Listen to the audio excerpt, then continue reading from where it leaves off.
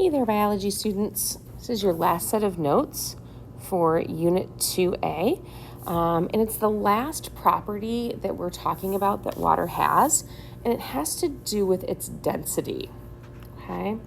So think about what you know about density.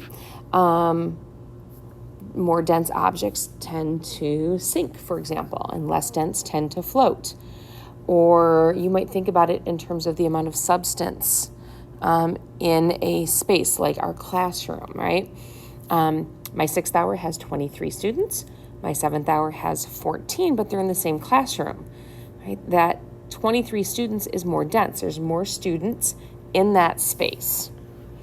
And so that's how we define density, okay? The amount of something in a defined space. And we can actually put numbers to that, right? Volume is the official term for a defined space, and mass is the amount of something. So if we divide the mass by volume, we can actually get the density. But we can intuitively look at some examples and understand what our substances are more dense and less dense. So let's focus on our smiley faces here on the bottom. They are all in a defined space represented by the black box. So which of the three is the least dense, that has the least amount of substance in that space? Correct, the gas. And which one has the most smiley faces in that space?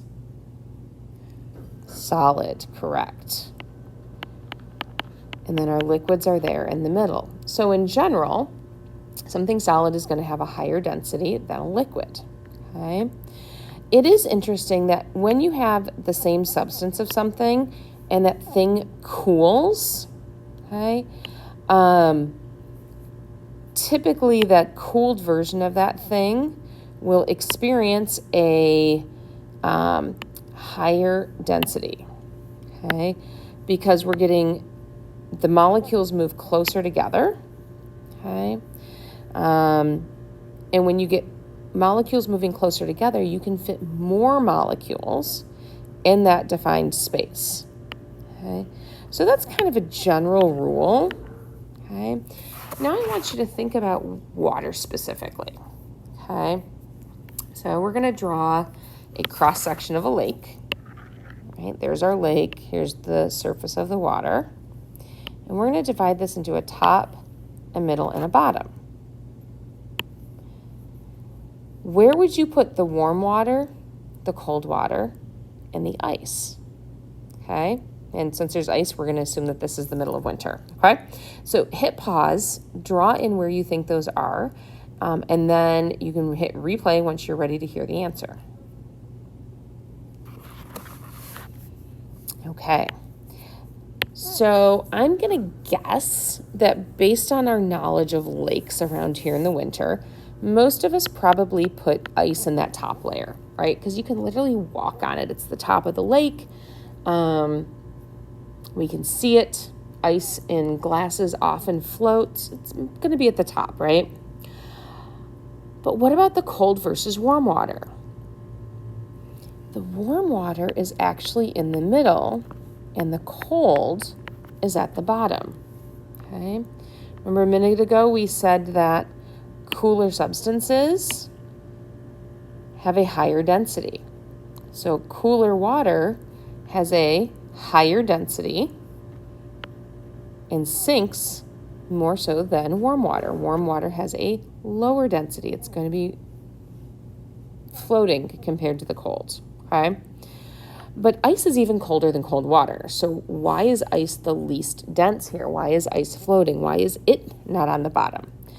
And the cool thing about water is that these hydrogen bonds that hold water molecules together are completely responsible for ice being less dense. So when there's a liquid, those hydrogen bonds are constantly breaking and forming. That's why liquid moves so much compared to a solid, right? And so we need to think about, hydrogen bonds. Those are these dotted lines between the water molecules. At 4 degrees, which is pretty cold, those water molecules are going to be as close as they can be. The hydrogen bonds are going to be pretty short, right? They're pulling those water molecules in towards each other. They're going to be as close as they can be. That's what makes cold water more dense because we're pulling those molecules closer. Below 4 degrees Celsius, as we're getting towards freezing, the hydrogen bonds, their tendency increases, meaning they're kind of pushing away from each other. And as a result, it's pushing the water molecules further apart and into something we call a lattice. So these hexagon type shapes that are connected are what we mean by a lattice. They kind of look like a chain link fence or a net, okay? And just looking at these two pictures, we have less water molecules here for our ice than we do for our cold liquid in the same amount of space. They spread out. And so we actually can say that as water freezes, it expands. It takes up more space, which makes it less dense. It's more likely to float. So that's something that's really unique and unusual about water. What does this mean for living things? One specific example happens to deal with aquatic life, like fish. Okay. So here is our layers of water. Where are we going to find our fish during the winter? They're actually going to be in the cold water. I'm sorry, I misspoke. They're going to be in the warm water, right? The ice acts as a blanket or insulation. So that is keeping any heat that the warm water has received from the sun in. The cold water is deep enough. Emily Wayland to the reception, please.